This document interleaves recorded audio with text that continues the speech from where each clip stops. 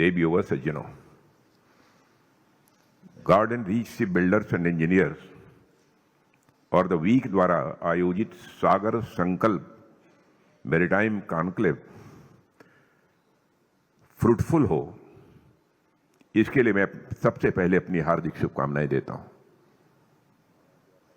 यह मंच mutual discussion का तो अवसर प्रदान करता ही है, साथ ही यह कॉन्क्लेव भारत के मैरीटाइम फ्यूचर की दिशा तय करने का भी एक महत्वपूर्ण प्रयास है।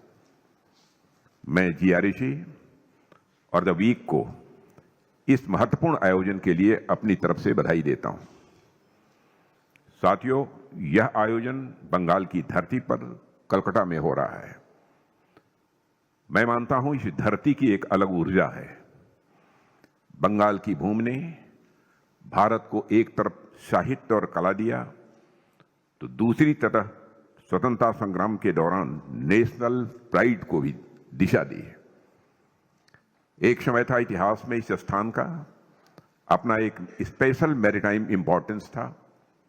भारत के ईस्ट से कोई भी सी रूट जब भारत आता था तो कलकत्ता उसका सेंटर हुआ करता था, और हुगली के किनारे स्थित यह शहर देश की इकोनॉमिक जर्नी का भी एक साक्षी रहा है और नेशनल अवेकनिंग का भी एक प्रमुख केंद्र यह कलकत्ता रहा है। अभी कुछ ही महीने पहले यहीं पर कंबाइंड कमांडर्स कॉन्फ्रेंस आयोजित हुई थी। उसमें हमारे प्रधानमंत्री जी भी उपस्थित थे, मैं भी स्वयं उपस्थित था। उसमें मैरीटाइम सहित कई स्ट्रेटेजिक सब्जेक्ट्स पर चर्चा भी हुई थी, और आज का यह मैरीटाइम कॉन्क्लेव भी उसी कॉन्टिन्यूटी की एक, मैं मानता हूं कि महत्वपूर्ण कड़ी है। और मुझे प्रसन्नता है कि जीआरसी और द वीक मिलकर इस संवाद को आगे बढ़ा रहे हैं। साथियों, garden reach ship builders and engineers का इतिहास यदि हम देखें तो हम इस निष्कर्ष पर पहुंचेंगे कि इसकी जड़ें, इसकी रूट्स 19वीं सेंचुरी से जुड़ी हुई हैं। वह दौर ऐसा था जब देश के सामने अनेक चैलेंजेस थे। ऐसे समय में जीआरसी जैसी संस्थानों ने बहुत ही महत्वपूर्ण भूमिका का निर्वाह किया है। जीआरसी 1884 में एक छोटे रिवर साइड वर्कशॉप से शुरू हुई थी और आज यह भारत के अग्रणी डिफेंस शिपयार्ड्स में बदल चुकी है। इसने 790 से अधिक वेसल्स, जिसमें कि 110 से अधिक वारशिप्स हैं, उनका निर्माण किया है। जीआरसी की एक्सपर्टीज फ्रिगेट्स और corvettes, anti submarine warfare ships एवं लैंडिंग शिप्स बनाने में है। परंतु बड़ी बात यह है कि जीआरसी ने फ्रेंडली फॉरेन नेशंस को भी warship and maritime platforms export करके भारत की साख और डिफेंस डिप्लोमेसी को मजबूत करने में भी अपना योगदान दिया है। High indigenisation levels, advanced in house design capability और एमएसएमईज के साथ मजबूत सप्लाई चेन नेटवर्क ने इसे नेशनल मैरीटाइम ट्रांसफॉर्मेशन का एक प्रमुख पिलर बना दिया है। जहां तक द वीक की बात है, तो आप जैसे मीडिया ऑर्गेनाइजेशन ने जर्नलिज्म के क्षेत्र में एक नया प्रतिमान स्थापित किया है, एक सीरियस और बैलेंस्ड अप्रोच प्रस्तुत की है। मीडिया केवल सूचना देने का ही माध्यम नहीं होती है, बल्कि मैं मानता हूं वह समाज की समझ को शेप भी देती है। एक तरफ जीआरसी है जो स्टील और मशीनरी से देश की ताकत को साकार रूप देता है, और दूसरी तरफ द वीक जैसा मीडिया है जो न्यूज, व्यूज और रिव्यूज से उसी ताकत को जन सामान्य तक पहुंचाने में मदद करता है। साथियों, मैं हिस्टोरिकल पर्सपेक्टिव से अपनी बात आपके बीच रखना चाहूंगा। जब हम भारत के गौरवशाली इतिहास पर ध्यान देते हैं तो हमें कई सारी बातें मिलती हैं। लगभग 2500 वर्ष पहले से लेकर मिडिल एजेस तक भारत ग्लोबल ट्रेड का एक प्रमुख सेंटर रहा है, और उस समय जब दुनिया के कई हिस्से विकास की प्रारंभिक अवस्थाओं में थे, तब भारत नॉलेज, कॉमर्स और कल्चर तीनों ही क्षेत्रों में लीडिंग रोल निभा रहा था। उस समय भारत के जहाज समुद्री मार्गों के माध्यम से दूर दूर तक यात्रा करते थे। हमारा संपर्क रोमन एम्पायर और मेसोपोटामिया की सिविलाइजेशन तक स्थापित था। उस समय श्रीलंका और साउथ ईस्ट एशिया, कंबोडिया और इंडोनेशिया तक भारतीय व्यापारियों और समुद्री यात्रियों की एक्टिव प्रेजेंस थी। यह जो बाहरी दुनिया से संपर्क था, वह भी केवल ट्रेड तक लिमिटेड नहीं था, बल्कि कल्चरल एक्सचेंज का भी एक यह सशक्त माध्यम था। भारत ने स्पाइसेस, टेक्सटाइल्स और हैंडीक्राफ्ट एक्सपोर्ट किए, लेकिन इसके साथ साथ हमने फिलॉसफी, एस्ट्रोनॉमी, मैथमेटिक्स और कल्चरल आइडियाज भी विश्व के साथ शेयर किए हैं। आज भी जब हम साउथ ईस्ट एशिया की ओर देखते हैं, इस ऐतिहासिक संबंध के अनेक जीवंत उदाहरण हमको दिखाई देते हैं। आप में से अनेक लोग अवगत होंगे कि थाईलैंड की प्राचीन राजधानी अयोध्या का नाम अयोध्या से इंस्पायर्ड रहा है। इंडोनेशिया की नेशनल एयरलाइन का नाम भी गरुड़ है, जो भारतीय पुराणों की कल्चरल हेरिटेज को दर्शाता है। आप शायद अवगत हों कि अभी हाल ही में वापस आए कौंडिन्य शिप प्रोजेक्ट के माध्यम से भारत की इसी विरासत को पुनर्जीवित करने का एक प्रेरक प्रयास देश को देखने को मिला है। इस इनिशिएटिव का उद्देश्य प्राचीन भारतीय शिप बिल्डिंग टेक्निक्स को समझना और उन्हें मॉडर्न पर्सपेक्टिव में पुनः स्थापित करना था। इसके तहत स्टिच्ड शिप मेथड के आधार पर एक स्पेशल शिप का निर्माण किया गया, जिसमें लकड़ी के तख्तों को आयरन नेल से नहीं बल्कि नारियल की रस्सियों से जोड़ा गया और वुडन प्लैंक्स से सील किया गया। यह वही टेक्नोलॉजी थी जिसका उपयोग हमारे प्राचीन समुद्री यात्रियों द्वारा किया जाता था। इस शिप ने पोरबंदर से ओमान के मस्कट तक लगभग 1500 नॉटिकल माइल्स की सफल यात्रा भी पूरी की है। और पूरे देश ने यह अनुभव किया कि कैसे यह टेक्निकल एक्सपेरिमेंट ने अतीत और वर्तमान के बीच एक लिविंग ब्रिज का काम किया है। साथियों, यह हमें याद भी दिलाता है कि इनोवेशन हमारी परंपरा का हिस्सा रहा है और मैरीटाइम एक्सेलेंस हमेशा से हमारी हिस्टोरिकल स्ट्रेंथ रही है। साथियों, आज जिस तरह से मैरीटाइम डोमेन की इंपॉर्टेंस बढ़ रही है, उसे ध्यान में रखते हुए यह आवश्यक है कि हम अपने एंशिएंट विजडम और मॉडर्न टेक्नोलॉजी दोनों को साथ लेकर आगे बढ़ें, क्योंकि जो देश अपने इतिहास से इंस्पायर होता है, प्रेरणा लेता है, वही भविष्य को पूरे कॉन्फिडेंस के साथ गढ़ने का काम करता है। आप देखिए कि आज मैरीटाइम डोमेन पहले के कंपैरिजन में काफी बदल चुका है। आज के समय में मैरीटाइम डोमेन केवल ट्रेड रूट्स या नेवल स्ट्रेंथ तक सीमित नहीं रह गया है, बल्कि यह national resilience, economic growth, technological innovation और स्ट्रेटेजिक ऑटोनॉमी का मेजर फाउंडेशन बन चुका है। बदलती ग्लोबल जियोपॉलिटिक्स के इस दौर में ओशंस एक बार फिर विश्व की पावर बैलेंस के सेंटर में आ गए हैं। ऐसे समय में एक मेजर मैरीटाइम नेशन के रूप में भारत का यह दायित्व है कि वह कॉन्फिडेंस, कैपेबिलिटी और क्लियर विजन के साथ लीडरशिप प्रदान करे। आज हम सब एक बड़े परिवर्तन के दौर से गुजर रहे हैं। ग्लोबल लेवल पर तेजी से नई परिस्थितियां दिखाई दे रही हैं। सप्लाई चेन रीअलाइन हो रहे हैं। एनर्जी पाथवेज को लेकर नए इक्वेशंस भी बन रहे हैं और मैरीटाइम डोमेन में गतिविधियां लगातार तेजी से बढ़ रही हैं। पहले समुद्र को केवल ट्रेड का माध्यम माना जाता था, लेकिन आज हम स्पष्ट रूप से देख रहे हैं कि समुद्र स्ट्रेटेजिक डोमिनेंस का भी केंद्र बनता जा रहा है।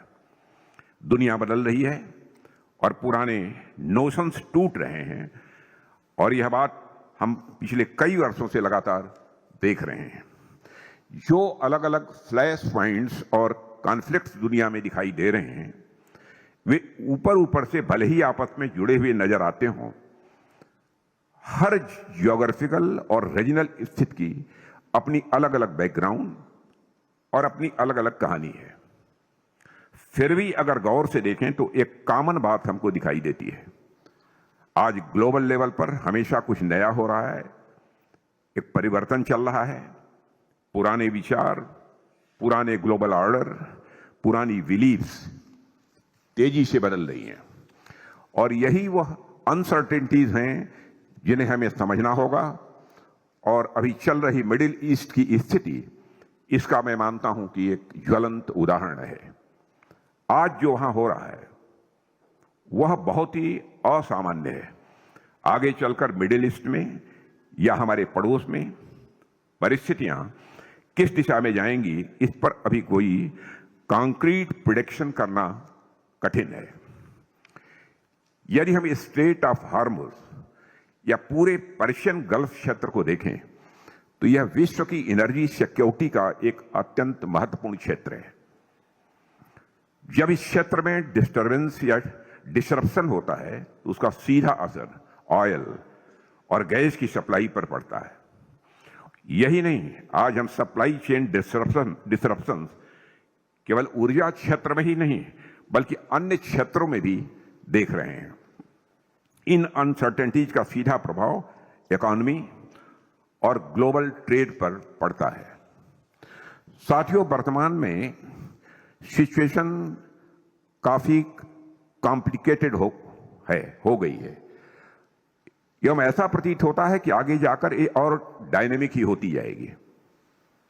और आज जिस तरह अलग अलग देश लैंड पर, एयर में, सी में और अब तो स्पेस तक में एक दूसरे को टक्कर ले रहे हैं, वह वास्तव में यह हम सभी के लिए चिंता का विषय है। यह एक एबनॉर्मल सिचुएशन है, मैं ऐसा मानता हूं। What I consider as more worrying is the fact that this abnormality is becoming the new normal. इन सभी डायनेमिक फैक्टर्स के साथ आज की दुनिया में एक और महत्वपूर्ण तत्व जुड़ गया है, और वह है टेक्नोलॉजिकल डायनेमिज्म। आज जीवन के लगभग हर क्षेत्र में टेक्नोलॉजी अभूतपूर्व परिवर्तन ला रही है। स्वाभाविक है, टेक्नोलॉजी से रिलेटेड सप्लाई चेन भी इंपॉर्टेंट हो गए हैं। हाई इन टेक्नोलॉजीज के साथ तो सप्लाई का मुद्दा और भी गहराई से जुड़ा हुआ है। उदाहरण के तौर पर एक मोबाइल फोन से लेकर हवाई जहाज तक या कोई और हाई टेक्नोलॉजी सिस्टम हो, इनकी सप्लाई चेन्स लगातार डाइवर्सिफाई और कॉम्प्लेक्स हो रही है। डिफेंस सेक्टर में तो यह टेक्नोलॉजिकल डायनेमिज्म और अधिक स्पष्ट रूप से सामने आता है। डिफेंस सेक्टर में आज हाई एंड और प्रिसीजन टेक्नोलॉजी का इस्तेमाल हो रहा है, इसलिए हमारी सरकार का शुरू से ही यह मानना रहा है कि इन अनसर्टेनिटीज के दौर में सप्लाई चेन डिसरप्शन से बचने का एक मात्र उपाय है सेल्फ रिलायंस, यानी आत्मनिर्भरता। और हमारी आत्मनिर्भरता के विजन की एक प्रमुख धुरी, एक प्रमुख पिलर, वह है डिफेंस पब्लिक सेक्टर अंडरटेकिंग्स। ऐतिहासिक दृष्टि से मित्रों देखें तो भारत के डिफेंस सेक्टर में पब्लिक सेक्टर की प्रायोरिटी रही है। पहले ऑर्डिनेंस सेक्रेटरी बोर्ड ने डिफेंस प्रोडक्शन में एक बहुत ही प्रमुख भूमिका निभाई है। 4 शिपयार्ड्स सहित विभिन्न क्षेत्रों में डिफेंस पब्लिक सेक्टर अंडरटेकिंग्स ने नेशनल सिक्योरिटी में अपना एक मेजर कंट्रीब्यूशन दिया है। परंतु लगातार परिवर्तनों, जिनमें से कुछ की मैंने अभी चर्चा की है, उनके मद्देनजर और हमारे डिफेंस प्रोडक्शन को क्वालिटेटिव और क्वांटिटेटिव मजबूती प्रदान करने के उद्देश्य से कई स्ट्रक्चरल और पॉलिसी रिफॉर्म्स को भी लागू किया गया है, जिससे एफिशिएंसी, अकाउंटेबिलिटी और कॉम्पिटिटिवनेस बढ़ी है। अब transparency, financial discipline, performance, benchmarking और रिसर्च एंड डेवलपमेंट पर विशेष बल दिया जा रहा है और विशेष रूप से शिप बिल्डिंग सेक्टर में यह परिवर्तन साफ देखने को मिलता है। जीआरएसई तथा हमारे और जो प्रमुख डिफेंस शिपयार्ड्स हैं, इन सब पर भी स्पेशल फोकस दिया गया है ताकि हमारा इंडस्ट्रियल इकोसिस्टम मजबूत और फ्यूचरिस्टिक बन सके। इन शिपयार्ड्स को प्रोडक्शन यूनिट्स के साथ साथ टेक्नोलॉजी हब्स के रूप में डेवलप करने का भी लक्ष्य रखा गया है। Infrastructure modernisation, digital ship design tools, modular construction techniques और सप्लाई चेन इंटीग्रेशन के माध्यम से इन्हें ग्लोबल स्टैंडर्ड्स तक ले जाने का प्रयास भी किया जा रहा है और हम अपने उद्देश्य में कामयाबी भी हासिल कर रहे हैं, यानी सफल भी हो रहे हैं। और आज जीआरएसई बस शिप्स नहीं बना रहा है, आज जीआरएसई केवल शिप्स नहीं बना रहा है बल्कि green ship building, electric ferries, hybrid propulsion systems और एआई इनेबल्ड डिजाइन ऑप्टिमाइजेशन जैसे क्षेत्रों में भी लीड रोल निभा रहा है और भविष्य में यह ऑर्गेनाइजेशन और भी प्रोग्रेस करे, इसकी मैं कामना करता हूं। और साथियों, आज यहां प्राइवेट सेक्टर के भी प्लेयर्स मौजूद हैं। मैं आप सबसे भी एक बात यह कहना चाहूंगा, स्ट्रक्चरल रिफॉर्म्स के क्षेत्र में हमारा प्रयास यह भी रहा है कि प्राइवेट डिफेंस इंडस्ट्री को ऐसी अनुकूल परिस्थितियां दी जाएं जो उन्हें लेवल प्लेइंग फील्ड प्रदान कर सके। सिर्फ फील्ड ही क्यों, बल्कि मैं कहूंगा कि लेवल प्लेइंग स्काई तैयार कर सकें, क्योंकि यह बहुत ऊंची उड़ान है। हमने इंपोर्ट एक्सपोर्ट प्रोसेसेस में भी सुधार किया है। ट्रांसफर ऑफ टेक्नोलॉजी की व्यवस्था, डीआरडीओ की लैब्स को प्राइवेट सेक्टर के लिए उपलब्ध कराना, ग्रीन चैनल सर्टिफिकेशन की सुविधा प्रदान करना, डिफेंस कॉरिडोर्स की स्थापना, डीपीएसयूज के रिजर्व्ड ऑर्डर्स को खोलना, ये सभी कदम केवल फैसिलिटेट करने के लिए नहीं थे बल्कि प्राइवेट सेक्टर को मैक्सिमम परफॉर्मेंस के लिए एनेबल करने के लिए भी किए गए थे। हमारा उद्देश्य यही रहा है कि पब्लिक सेक्टर और private sector shoulder to shoulder आगे बढ़े और आज यह हो भी रहा है। इसके अच्छे परिणाम भी हमारे सामने आ रहे हैं। आज देश में प्रोड्यूस होने वाले डिफेंस आर्टिकल्स, प्लेटफॉर्म्स, इक्विपमेंट और एसेसरीज में लगभग 25% कंट्रीब्यूशन प्राइवेट इंडस्ट्री से आ रहा है। वी आर वेरी प्राउड कि हमारे प्राइवेट इंडस्ट्री लगातार बेहतर काम कर रही है। टाटा की मोरक्को में उपस्थिति, लार्सन एंड टूब्रो की इंटरनेशनल एक्टिविटीज और आर्मेनिया को 155 मिलीमीटर गन सिस्टम्स की सप्लाई, आकाश जैसे सिस्टम्स का एक्सपोर्ट या कोलैबोरेशन, ये सभी प्राइवेट सेक्टर की बढ़ती भूमिका को दिखाते हैं। हाल ही में प्रधानमंत्री जी द्वारा H-125 हेलीकॉप्टर की असेंबली लाइन का इनॉग्रेशन इसी बात का प्रमाण है और विशेष रूप से नेवल सिस्टम्स के क्षेत्र में सेल्फ रिलायंस का जो एसिमिलेशन हुआ है वह तो और अच्छा रिस्पांस है। भारत में निर्मित नेवल प्लेटफॉर्म्स और सिस्टम्स में इंडियन कंटेंट का स्तर काफी ऊंचा है। साथियों, हाल ही में मैंने society for Indian defence manufacturers के एक कार्यक्रम में प्राइवेट सेक्टर की इन्हीं अचीवमेंट्स को देखते हुए उन्हें एक टारगेट दिया था। वह यह कि प्राइवेट सेक्टर को कुल डिफेंस प्रोडक्शन बाय वैल्यू की 50% की पार्टनरशिप इंश्योर करनी है।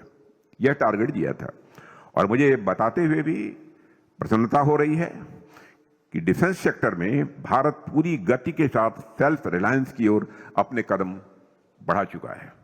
यदि मैं आंकड़ों की बात करूं तो तो पिछले फाइनेंशियल ईयर तक हमारा डोमेस्टिक डिफेंस प्रोडक्शन, जैसा कि हमारे सीएमडी ने बताया, हमारा डोमेस्टिक डिफेंस प्रोडक्शन लगभग 1.5 लाख करोड़ रुपए के आंकड़े को पार कर चुका था। साथ ही हमारा डिफेंस एक्सपोर्ट भी 24,000 करोड़ के रिकॉर्ड आंकड़े को पार कर चुका है। और मैं आपको जानकारी देना चाहता हूं कि शायद इसी अप्रैल यानी 2 महीने के अंदर, 2.5 महीने 3 महीने के अंदर यह हमारा डिफेंस एक्सपोर्ट अप्रॉक्सीमेटली 29,000 करोड़ तक का होगा। और यह टारगेट हमने दिया है, टारगेट दिया है कि 29-30 समाप्त होते होते हमारा यह डिफेंस एक्सपोर्ट अप्रॉक्सीमेटली 50,000 करोड़ तक पहुंचना चाहिए। हालांकि इन आंकड़ों से हमें ओवरवेल्म्ड नहीं हो जाना है। हमें अभी और भी बहुत आगे की यात्रा करनी है, जहां सारे नंबर्स कुछ मायने नहीं रखेंगे। हमें नंबर्स से भी आगे देखना है। मुझे पूरा विश्वास है कि हम सभी मिलकर उस दिशा में भी आगे बढ़ेंगे। और मुझे पूरा विश्वास है कि आप लोग 50% प्राइवेट पार्टिसिपेशन के लक्ष्य को भी अवश्य पूरा करके दिखाएंगे। और प्रारंभ से ही मैंने यह टारगेट दिया है, 50% प्राइवेटाइजेशन पार्टिसिपेशन के लक्ष्य को भी अवश्य पूरा करके दिखाएंगे। और आप लोगों का एफर्ट मजबूती से दिखता है कि आत्मनिर्भरता हमारे लिए केवल एक स्लोगन नहीं रही, बल्कि एक प्रैक्टिकल रियलिटी के रूप में स्थापित हो रही है। साथियों, आज स्थिति यह है कि हम जिस आत्मनिर्भरता के लक्ष्य के साथ आगे बढ़े थे, उसके सकारात्मक परिणाम हमारे सामने हैं। आज भारतीय नौसेना के लिए भी जितनी वारशिप्स और सबमरीन्स ऑर्डर पर हैं, वे सभी भारतीय शिपयार्ड्स में बन रही हैं। एक समय था जब हम अपने बड़े प्लेटफॉर्म्स के लिए दूसरों की ओर देखते थे, लेकिन आज हम डिजाइन, इंजीनियरिंग, कंस्ट्रक्शन और लाइफ साइकिल सपोर्ट तक की पूरी कैपेबिलिटी अपने भीतर डेवलप कर रहे हैं। यही तो सेल्फ रिलायंस की ट्रू मीनिंग। जब हम कहते हैं कि हम बिल्डर्स नए भी बन चुके हैं, तो यह कोई स्लोगन नहीं है, यह ग्राउंड रियलिटी है। और साथियों, यहां यह भी समझना जरूरी है कि बड़े बड़े प्लेटफॉर्म्स का निर्माण मात्र ही शिपयार्ड्स की उपलब्धि नहीं होते हैं। इसके पीछे पूरा इंडस्ट्रियल स्ट्रक्चर काम करता है। यानी अगर फ्रंट एंड पर वारशिप दिख रही है, तो बैक एंड पर एक इलेबोरेट इंडस्ट्रियल इकोसिस्टम भी एक्टिव होता है। जीआरएसी आज केवल एक बड़े शिपयार्ड की कहानी नहीं है, इसके पीछे एक विशाल एमएसएमई इकोसिस्टम भी खड़ा है। हजारों एमएसएमईज, स्टार्टअप्स और इंडिजिनस वेंडर्स इस सप्लाई चेन के हिस्से हैं। और मुझे बताया गया है कि डिफेंस शिपयार्ड्स को भी सपोर्ट करने के लिए हजारों एमएसएमई जुड़े हुए हैं। इसे आप सभी कांग्लोमरेट इफेक्ट के नाम से भी जानते हैं। कांग्लोमरेट इफेक्ट में एक सिनर्जी आती है, इफिशियंसी भी बढ़ती है, रिस्क मिटिगेशन भी होता है, एवं इनोवेशन का इकोसिस्टम भी बनता है। इसी सोच के साथ भारत सरकार ने कई टारगेटेड इनिशिएटिव्स और इंस्टीट्यूशनल रिफॉर्म्स को भी आगे बढ़ाया है। लेकिन मैं इसे केवल पॉलिसी लैंग्वेज में ही नहीं रखना चाहता हूं। बात सीधी है, अगर हमें भारत को शिप बिल्डिंग में आगे ले जाना है, तो हमें इंडस्ट्री को कॉन्फिडेंस देना होगा। इसी भावना से हम अनेक फाइनेंशियल असिस्टेंस स्कीम्स भी लेकर आए हैं।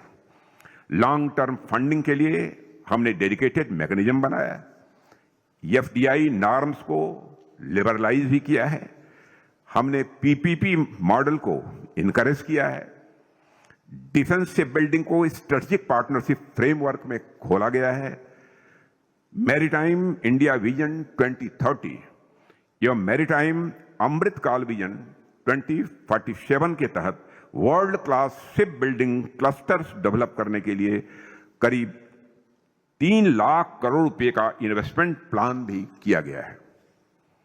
साथियों, आज कोस्टल एसेट्स में क्लस्टर्स डेवलप किए जा रहे हैं।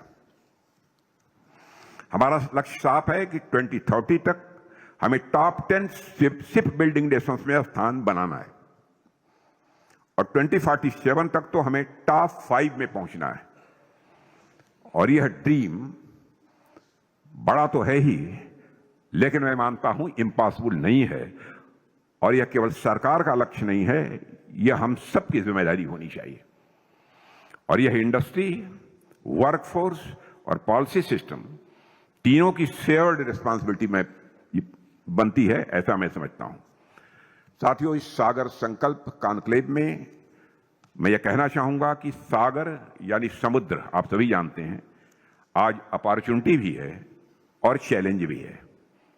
यदि हम कोऑर्डिनेटेड प्लानिंग, टेक्नोलॉजी एडॉप्शन और इंस्टीट्यूशनल सिनर्जी के साथ आगे बढ़ें तो भारत एक मैरीटाइम डोमेन सेफ, प्रॉस्परस और स्ट्रांग होगा।